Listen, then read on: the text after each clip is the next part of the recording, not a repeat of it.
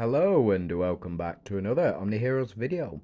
In this video, there is a sneak peek for next season. So let's have a look and just let's get ourselves familiar with season 7, coming out in around, I think it's 5 days now, or 6 days. I think it's 5 days. As of release of this video. So we'll be conducting server maintenance update from the 12th of December, Thursday, to Friday, 13th of December. It is the 6th, so yeah, in 6 days' time.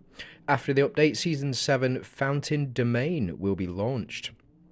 Omni-Guardians will dive deep into the sea where light and darkness blend together and explore a prosperous moonlight city under the sea. Help the two moonlight goddesses, Change, I think, probably. If I'm wrong, tell me down below in the comments. And if you haven't already, please do subscribe. Trying to get up to 1,000 subscribers, and I'm only about 100 off at the moment. So would be really, really, really helpful if you could subscribe if you're not already. And if you are, thank you. It's Change and Hector to retrieve their moon from Pandora's box.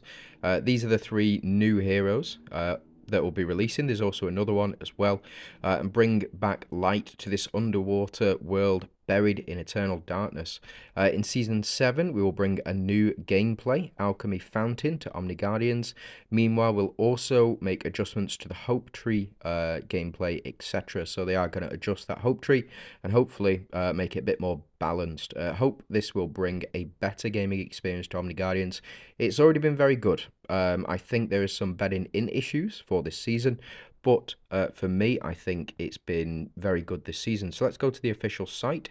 This is where we can pull up all of the actual information. There's a lot of information in-game already, but this is where you find the full breakdown and information in there. So yeah, as we said, 12th of December to the 13th of December, season update. Season 7, Fountain Domain, will be launched. We've already gone through that. Alchemy Fountain, yep. So we've already gone through this. These are the new heroes. So I think it's Chang, probably. You've got Pandora, Hecate, or Hector, I think. And then Bai Sujem as well. So let's have a look. So Hecate is a carry hero with strong survivability. This is your Avengers. Her attack will be increased when she receives healing effects. So very much like Celine, very much like Catherine, Audrey, I suspect. There might be an overheal effect, or there may be an effect like Celine.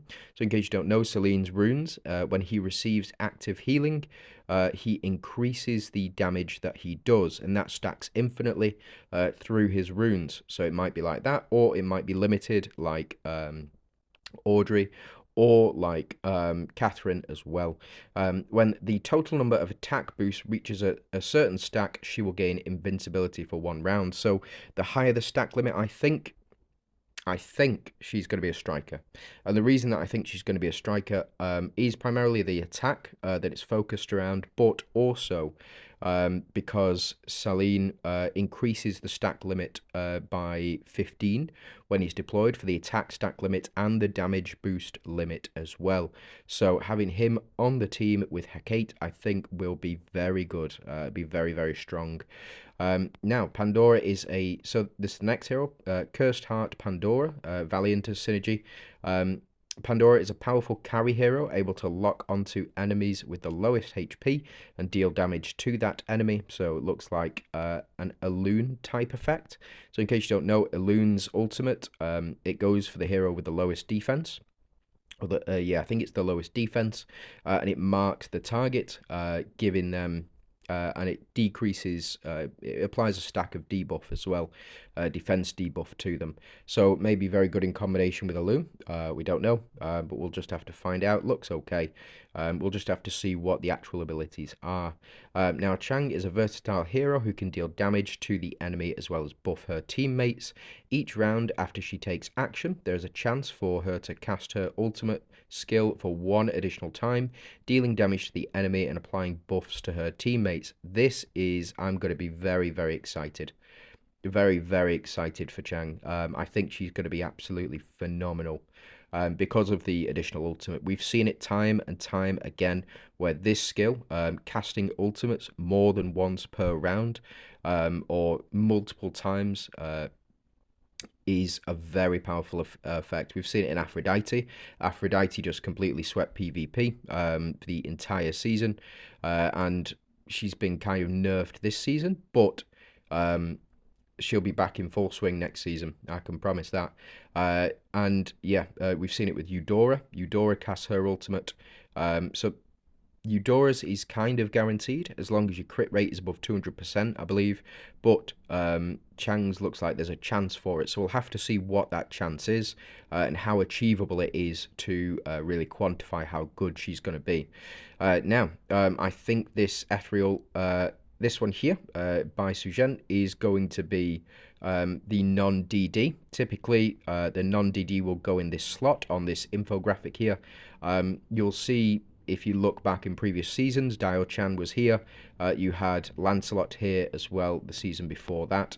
So it is just something to keep in mind. Finally, we do get an ethereal non-DD unit support hero who can enhance the team's survivability. She can restore her teammates' HP every time she triggers a critical hit. Going to play in very well with Karnak, and Masterma also does the same thing. I think it depends if she's single target or if she targets multiple enemies. If she targets multiple enemies, then I think she's going to be very good. It targets single target. I don't think she's going to be as good as she potentially could be. But that's all the info we have on the new units.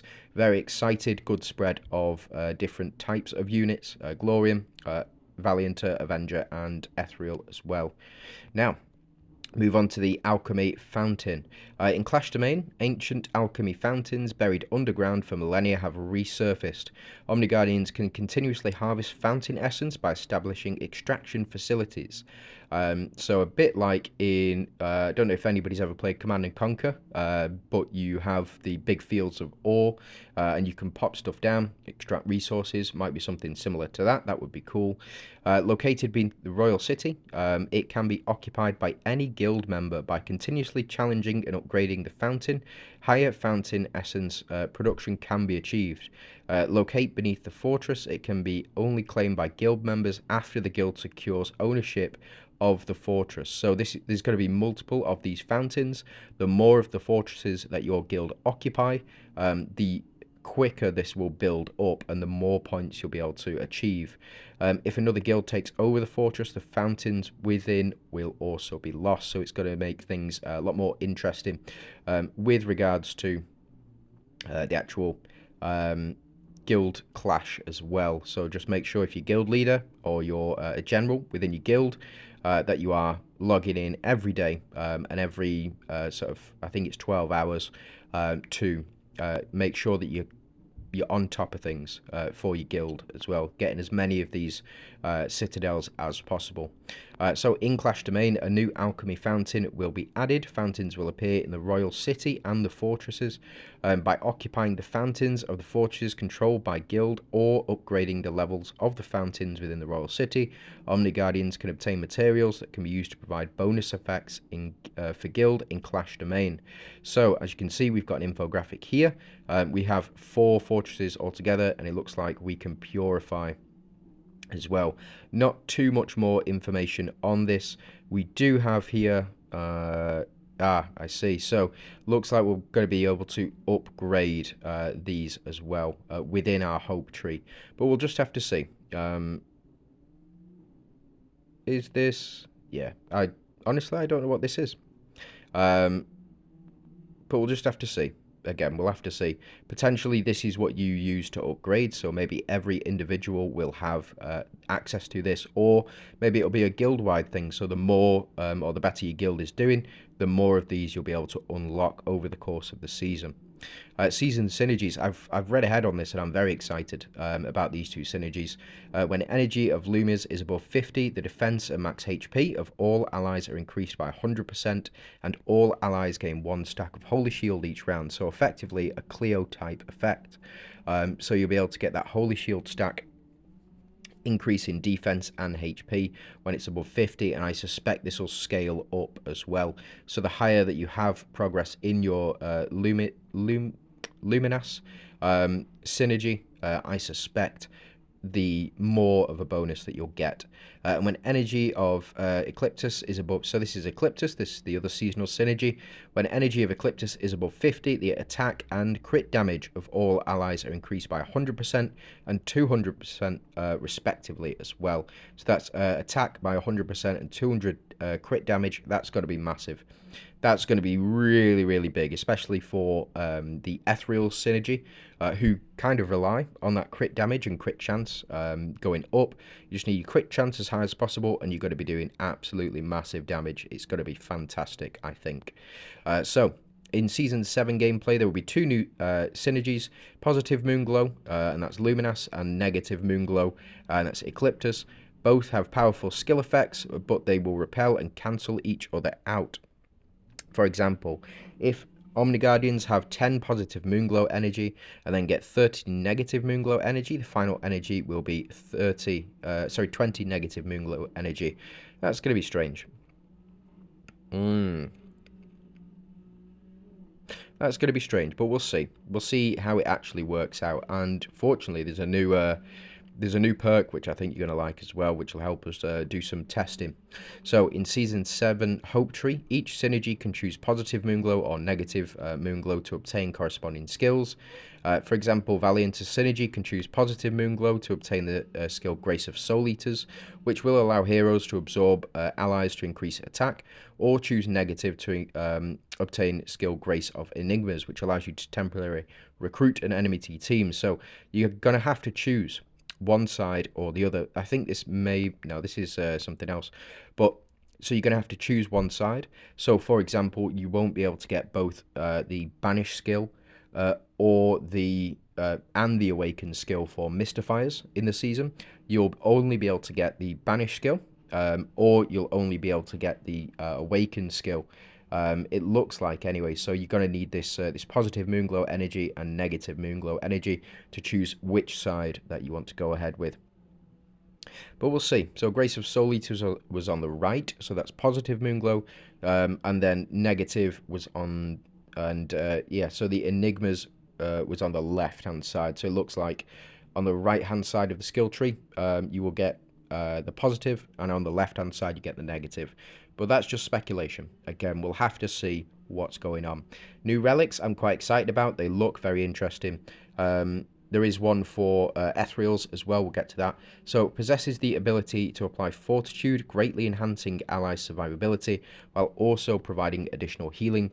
I suspect this Umbra Torch will do very little healing altogether, but it will apply that Fortitude effect. So we haven't seen this since the old or the epic relics were released. So the Glorian's epic, the Orpheus's Lair, I believe it's called, that applies Fortitude and can be cast twice, so it can apply 2 stacks of Fortitude, and as well the Dragon Horn, the one that summons the dragons for Valianters, that also applies Fortitude effect. So we'll have to see how good this Umbra Torch is. It looks okay. I don't think the healing's going to matter too much, but I think the Fortitude will be quite advantageous. Now, Ocean's Maw. Currently the relic with the highest damage output, capable of dealing up to 100% relic damage in a single burst, and it also comes with a stun effect. So this is going to be a very damaging relic.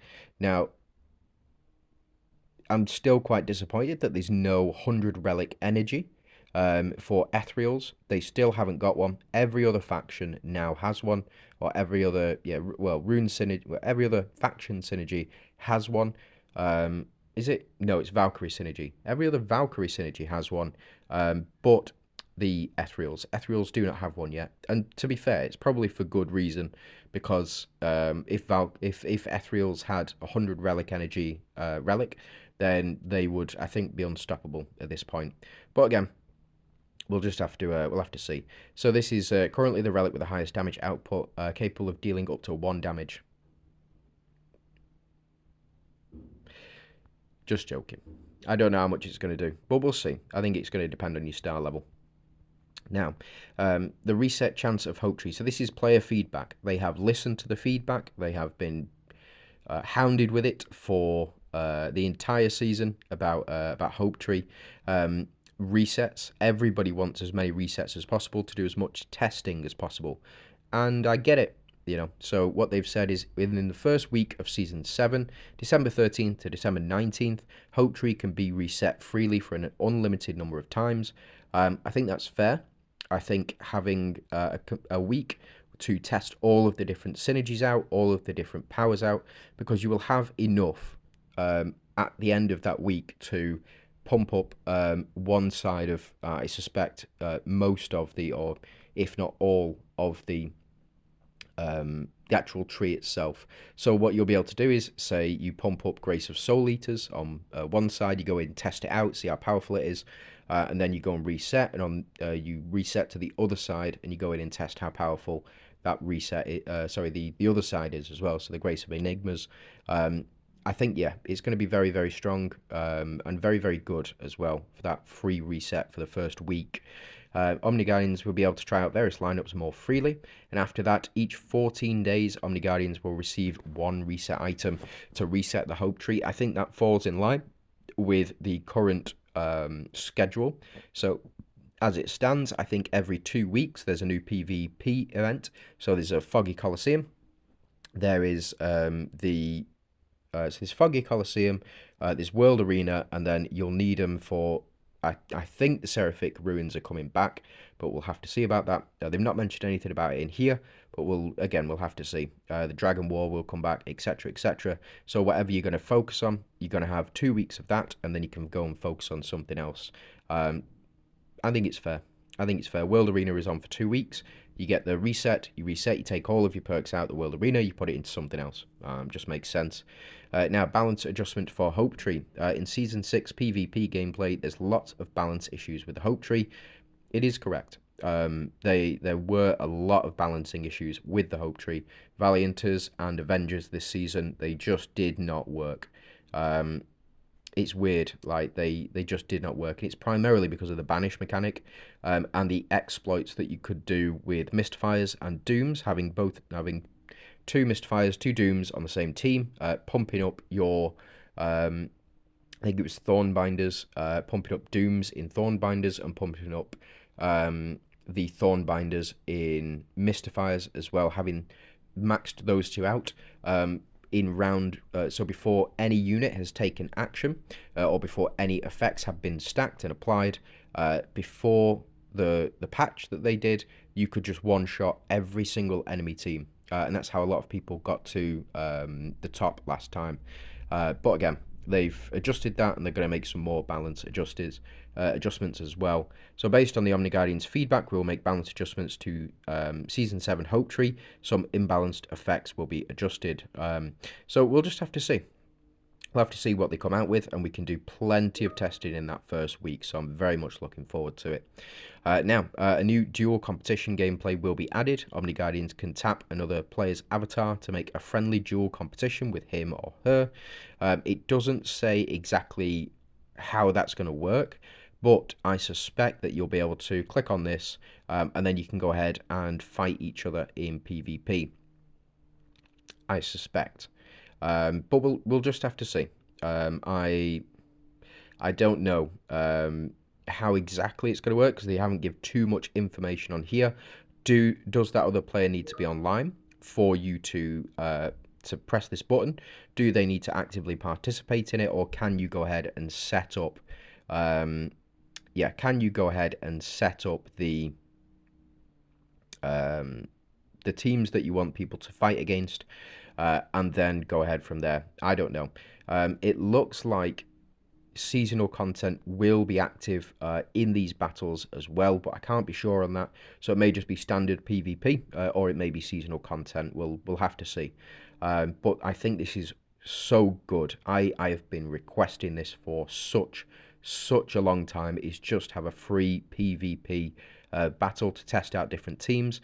That way, in the first week or the first couple of weeks before the World Arena comes out, we're going to have a chance to test as many different teams against as many different teams as possible. I think it's going to be really, really fun and a great new mode and a great new introduction as well. So I'm very happy about that.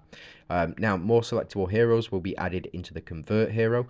Astrid and Leandra, etc. will be added into the selectable hero list. That's going to be absolutely fantastic. I think this is going to be more... I think it's going to be all of the most recent heroes up to... Lancelot may be included in this. Lancelot may be included. It may go up to there because, as you can see, we've got we've got Aphrodite and we've got Dairo-chan in the Oracle shop coming up next. And after heroes reach max advanced level, the excess heroes can be converted to other heroes through convert hero option. So again, it doesn't list all of the heroes that are going to be joining, but I think it will be the most recent heroes up to Lancelot as well. So potentially, we'll see.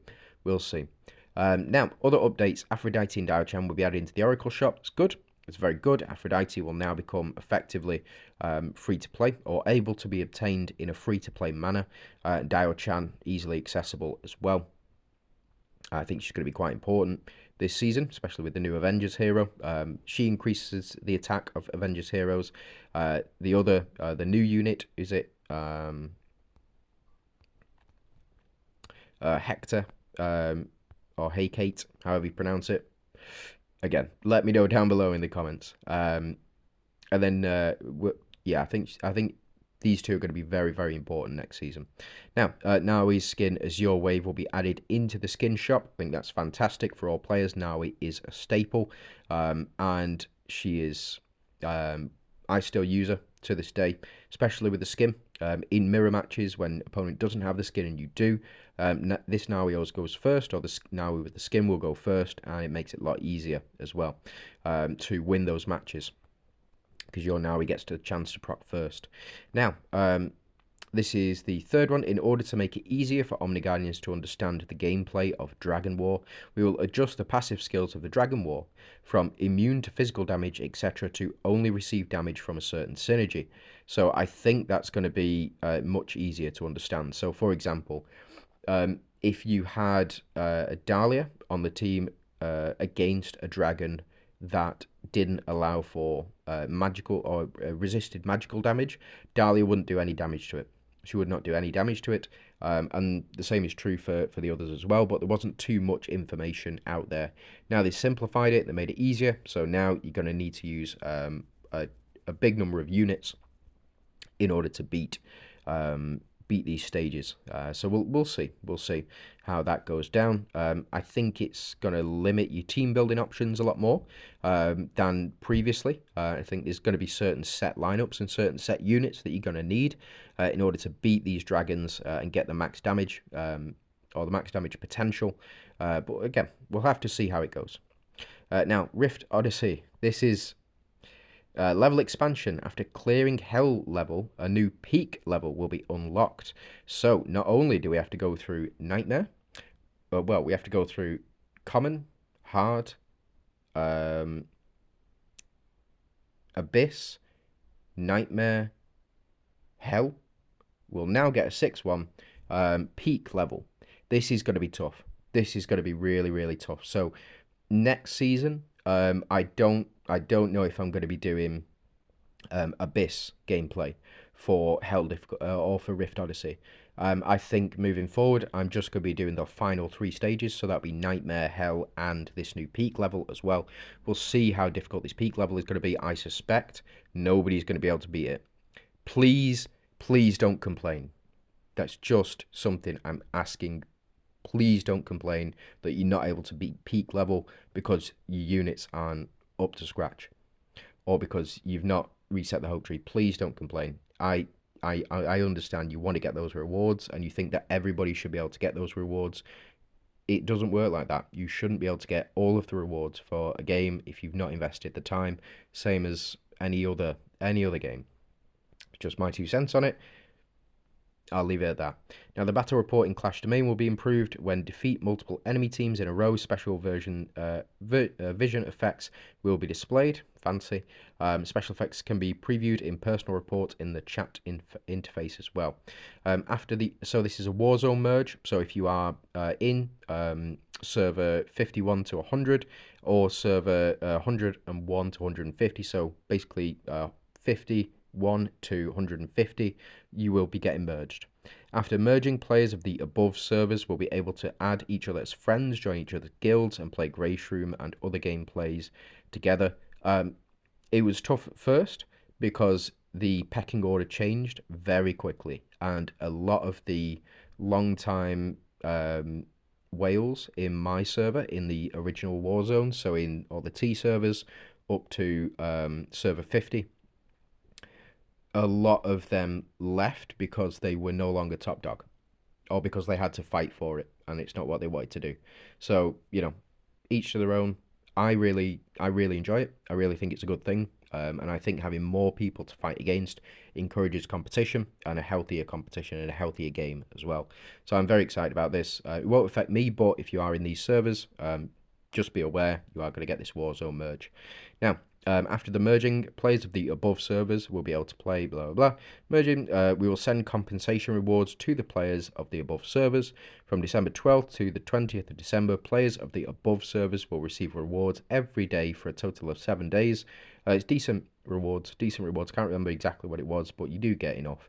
And after merging, some records will be cleared and the actual rewards and buff bonuses will not be affected. So effectively, they're just going to clear some records, just make way for new records to be created as well. But that's it. That is the sneak peek in total. Let me know what you think of it. Are you excited? Are you not excited? Do you think there's going to be some difficulties, or do you think it's just going to be smooth sailing? I foresee the former, but could be the latter. So we'll see. I'm very excited about these new units, and I'm very excited to see this new gameplay mode as well.